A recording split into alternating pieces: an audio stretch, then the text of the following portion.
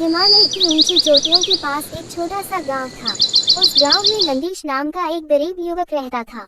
उसके पास धन नहीं था, लेकिन उसके हृदय में भगवान शिव के प्रति अटूट श्रद्धा थी। वह प्रतिदिन प्रातः उठकर नदी से जल लाता और गांव के प्राचीन शिवलिंग पर श्रद्धापूर्वक जल अर्पित करता। एक वर्ष गांव में भयंकर सूखा पड़ गया। खेत सूख गए, पशु पक्षी प्यास से व्याकुल हो गए और लोगों के चेहरे पर निराशा छा गई। कई लोगों ने भगवान की पूजा छोड़ दी, लेकिन नंदीश का विश्वास नहीं डगमगाया। उसने कहा, महादेव कभी अपने भक्तों का साथ नहीं छोड़ते।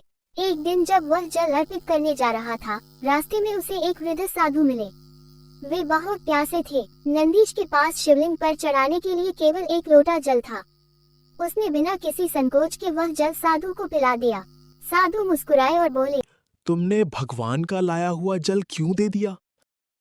उसने विनम्रता से उत्तर दिया, भूखे और प्यासे का सेवा ही भगवान की असली सेवा है।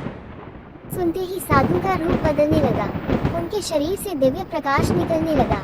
नंदीश ने देखा कि उसके सामने स्वयं भगवान शिव खड़े हैं।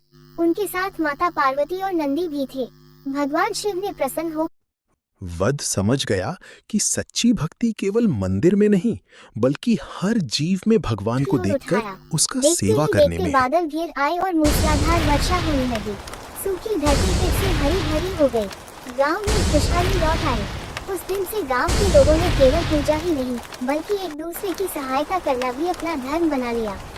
नंदीश का नाम दूर दूर तक एक सच्चे शिव भक्त के रूप में प्रसिद्ध हो गया।